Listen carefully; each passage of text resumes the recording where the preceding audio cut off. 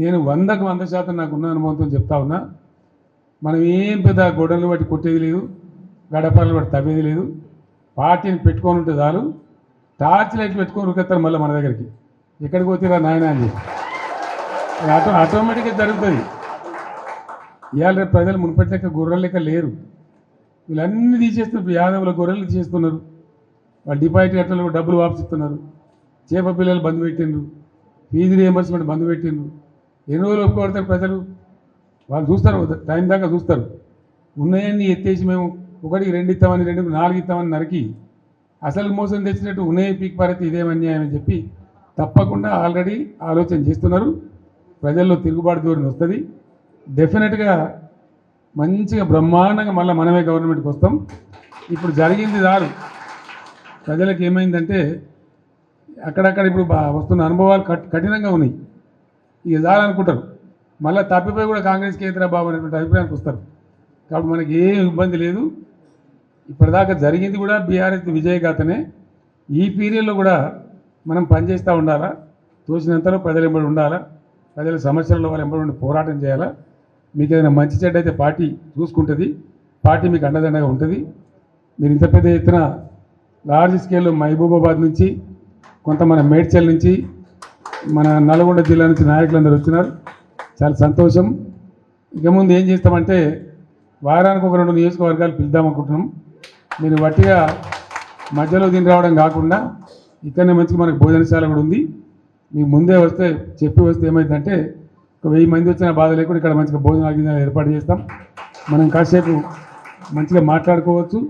అది నియోజకవర్గాల డేట్లు మేము త్వరలో ప్రకటిస్తాం. ఆ ప్రకారం వచ్చినట్టయితే కాన్స్టిట్యున్సీ బై కాన్స్టిట్యున్సీ ఈజీ ఉంటుంది. ఆ ఎమ్మెల్యే పోయిండాను, ఈ ఎమ్మెల్సీ మారిండాను, కేసీఆర్ సన్నాయి నొక్కులు నొక్కుతున్నాడు.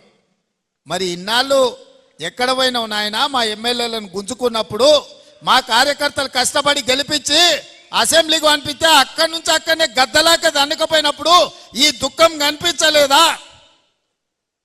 ఇవాళ ఎందుకు వచ్చింది?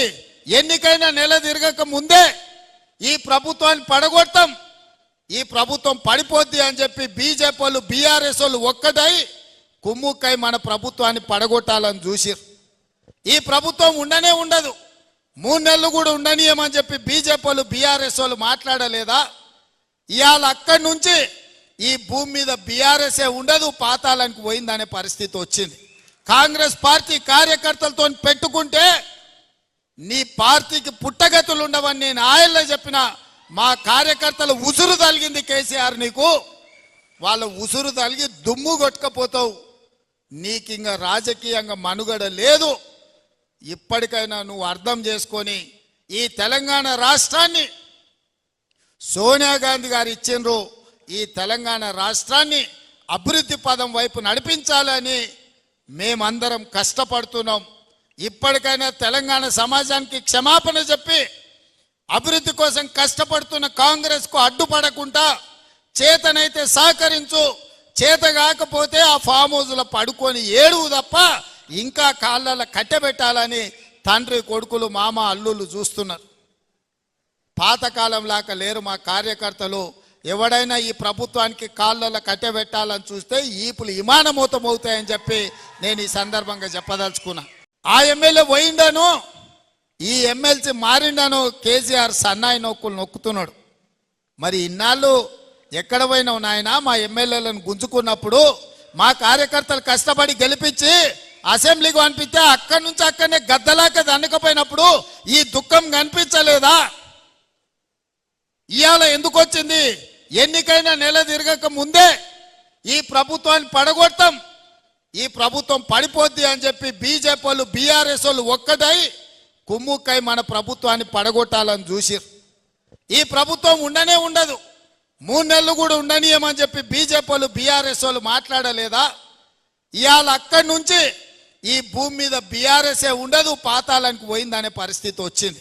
కాంగ్రెస్ పార్టీ కార్యకర్తలతో పెట్టుకుంటే నీ పార్టీకి పుట్టగతులు ఉండవని నేను ఆయల్లో చెప్పిన. మా కార్యకర్తలు ఉసురు తలిగింది కేసీఆర్ నీకు, వాళ్ళ ఉసురు తలిగి దుమ్ము కొట్టుకపోతావు. నీకు ఇంకా రాజకీయంగా మనుగడ లేదు. ఇప్పటికైనా నువ్వు అర్థం చేసుకొని ఈ తెలంగాణ రాష్ట్రాన్ని సోనియా గాంధీ గారు ఇచ్చిండ్రు ఈ తెలంగాణ రాష్ట్రాన్ని అభివృద్ధి పదం వైపు నడిపించాలని మేమందరం కష్టపడుతున్నాం. ఇప్పటికైనా తెలంగాణ సమాజానికి క్షమాపణ చెప్పి అభివృద్ధి కోసం కష్టపడుతున్న కాంగ్రెస్కు అడ్డుపడకుండా చేతనైతే సహకరించు, చేత కాకపోతే ఆ ఫామ్ హౌస్లో పడుకొని ఏడువు తప్ప ఇంకా కాళ్ళ కట్టెబెట్టాలని తండ్రి కొడుకులు మామ అల్లుళ్ళు చూస్తున్నారు. పాతకాలం లాగా లేరు మా కార్యకర్తలు. ఎవడైనా ఈ ప్రభుత్వానికి కాళ్ళ కట్టెబెట్టాలని చూస్తే ఈపులు విమానమూతం అవుతాయని చెప్పి నేను ఈ సందర్భంగా చెప్పదలుచుకున్నా.